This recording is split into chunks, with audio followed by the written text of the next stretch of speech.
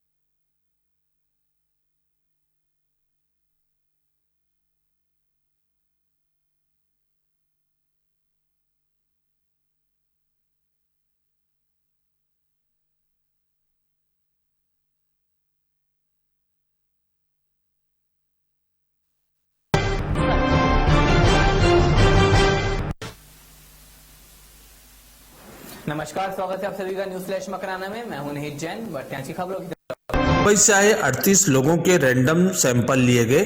खींवसर के सामुदायिक स्वास्थ्य केंद्र की टीम ने मुंबई से 38 लोगों का सैंपल लिया। स्वास्थ्य केंद्र प्रभारी डॉक्टर जुगल किशोर सैनी ने बताया कि राजकीय महाविद्यालय स्थित क्वारंटाइन सेंटर पर मुंबई से आए 38 लोगों की रैंडम टेस्ट के लिए सैंपलिंग की गई।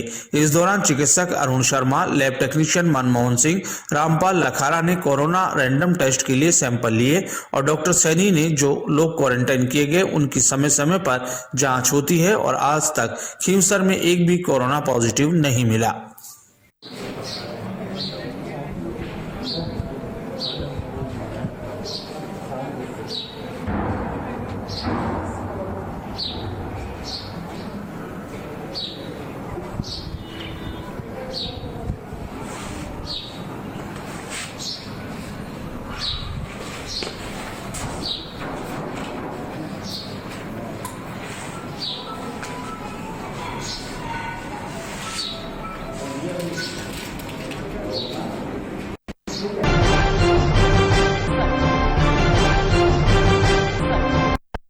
बेनीवाल ने कई सरकारी विभागों का औचक निरीक्षण किया।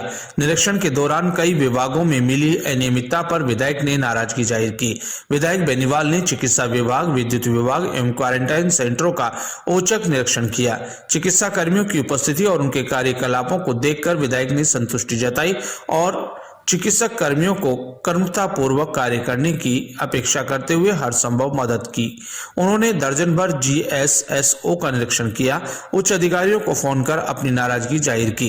इसमें अधिकारियों और ठेकेदारों की मिलीभगत से विद्युत व्यवस्थाओं का बुरा हाल है तो GSS संचालन ठेकेदारों ने अप्रशिक्षित कर्मचारी लगाकर उन पर हाल खराब कर रखे हैं और विधायक ने इन पर गहरी नाराजगी जाहिर की।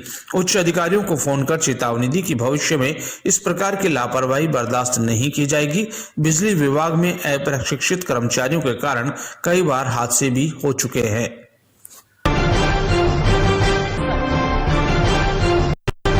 कुचामन शहर के लिए राजस्थान सरकार के उप मुख्य सचेतक व नावा विधायक दी।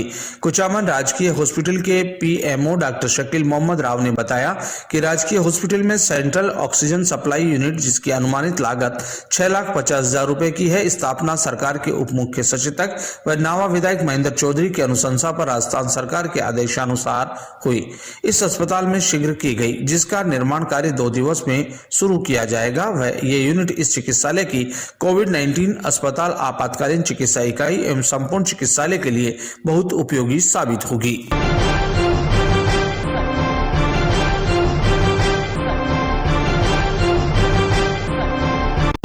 ग्राम पंचायत जूसरी में नरेगा श्रमिकों में तहसील के पास गुजर कॉलोनी में ग्रेवल सड़क पर नरेगा श्रमिकों में रोष है, जिसमें एक महिला मेट होना बताया गया।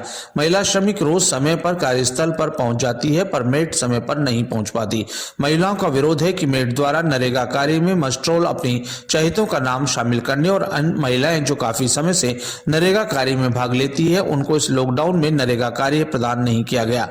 श्रमिकों ने बताया कि मेट द्वारा अन्य महिला श्रमिकों के साथ भी अभद्र व्यवहार किया जाता है और उन्हें अपने घर से 5 किलोमीटर दूर जाकर काम करने का दबाव डाला जाता है, जिसकी वजह से महिला श्रमिकों को आने जाने में बहुत परेशानी होती है। अन्य महिलाओं का आरोप है कि कार्य के लिए आवेदन भी दिया गया, उसके बावजूद भी उनका नाम मस्ट्रोल में नहीं आया और अपने चहेतों का नाम मस्ट्रोल में रखा गया है। समय रहते अगर महिला श्रमिकों की सुनवाई नहीं हुई तो ग्राम पंचायत कार्यालय पर जाकर रोष प्रकट किया जाएगा।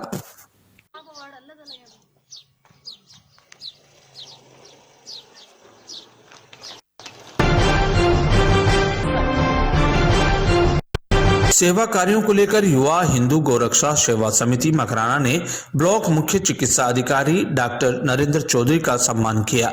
गौ सेवा समिति के संरक्षक ठाकुर मोहन सिंह चौहान एवं संस्थापक पूरनमल कुमावत के अनुसार ब्लॉक मुख्य चिकित्सा अधिकारी डॉक्टर नरेंद्र चौधरी लॉकडाउन के दौरान रात दिन अपनी सेवाएं दे रहे हैं। शहर में बेसहारा गौवंश, तामुक पशुओं सहित पक्षियों के लिए पानी की व्यवस्था को लेकर जगह जगह कुंडियों तथा परिंडों की व्यवस्था करवाई गई।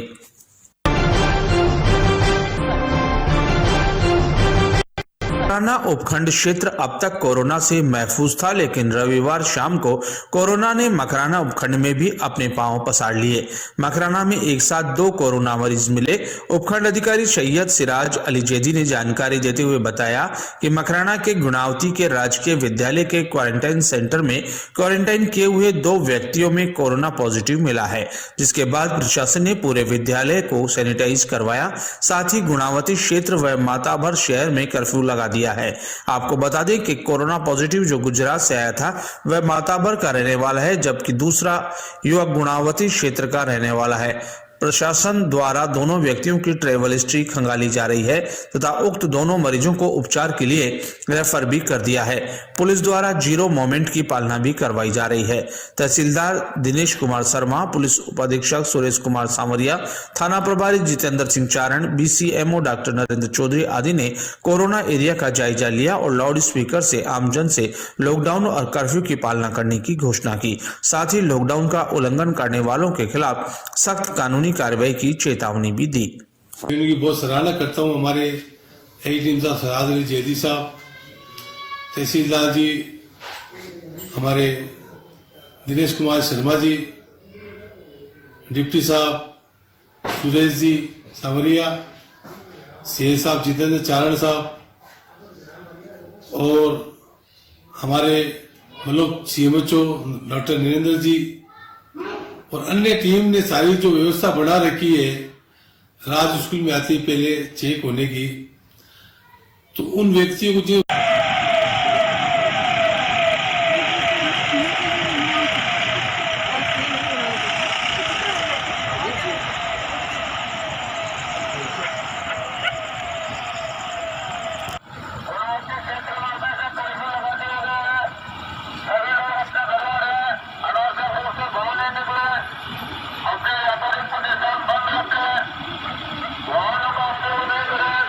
दो पॉजिटिव केस आए हैं, लेकिन अपने लिए एक सकारात्मक बात यह है कि दोनों ही व्यक्ति इंस्टीट्यूशनल क्वारंटाइन थे। तो वो बाहर से आने के बाद सीधे इंस्टीट्यूशन में थे, अपने सरकारी निगरानी में थे। तो बाहर में वो लोगों के कांटेक्ट नहीं है सामान्यतया। बाकी उनके परिवार के कुछ सदस्य जो उनको खाना वगैरह देने के लिए गए हैं, तो उनकी हिस्ट्री खंगाल के उनके सब टेस्ट कर लिए जाएंगे। जनता को बिल्कुल भी घबराने की आवश्यकता नहीं है, लेकिन सावधान रहने की बिल्कुल आवश्यकता है। आप अपने घरों में बने रहें, अनावश्यक बाहर ना निकलें और यदि किसी विशेष परिस्थिति में निकलना पड़े तो सोशल डिस्टेंसिंग का पालन करें, सैनिटाइज रखें, अनावश्यक चीज़ों को छुएं नहीं। समय समय पर जैसी जैसी गाइडलाइन और जैसे जैसे प्रचार प्रशासन द्वारा किया जा रहा है, कोरोना के बारे में बहुत सारी जानकारी मीडिया में उपलब्ध है। कोरोना लॉकडाउन के बीच निकटवर्ती गांव कुचेटिया में जन सहयोग फाउंडेशन की तरफ से एक आर्थिक रूप से पीड़ित परिवार की मदद कर मानवता का धर्म निभाया गया। इस परिवार में कुल 3 सदस्य हैं, जिनमें एक बूढ़ी मां और उसके 2 बेटे हैं। दोनों ही लकवे की बीमारी से पीड़ित है। आर्थिक आमदनी का कोई स्रोत नहीं है। जन सहयोग टीम पदाधिकारियों ने बताया कि पूर्ण जांच पड़ताल करने के बाद जन सहयोग फाउंडेशन की तरफ से पेंशन योजना के तहत इन दोनों दिव्यांग भाइयों को हर महीने 500 रुपए की पेंशन दी जाएगी। इनको 2000 रुपए की राशि देकर इन्हें मई और जून महीने की पेंशन दे दी गई। आगे की पेंशन की राशि जन सहयोग फाउंडेशन की तरफ से इनके खाते में भेज दी जाएगी।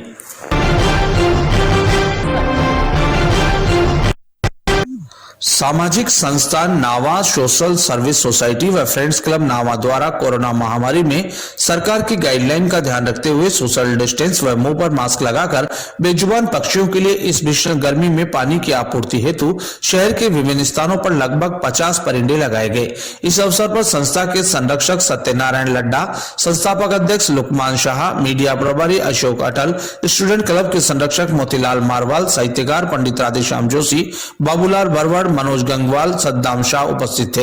इस दौरान स्टूडेंट क्लब के कप्तान सद्दाम शाह ने क्लब की तरफ से अपने जन्मदिन पर 50 परिंदे लगाने का संकल्प लिया। उपस्थित जनों ने सद्दाम शाह को जन्मदिन की शुभकामनाएं दी।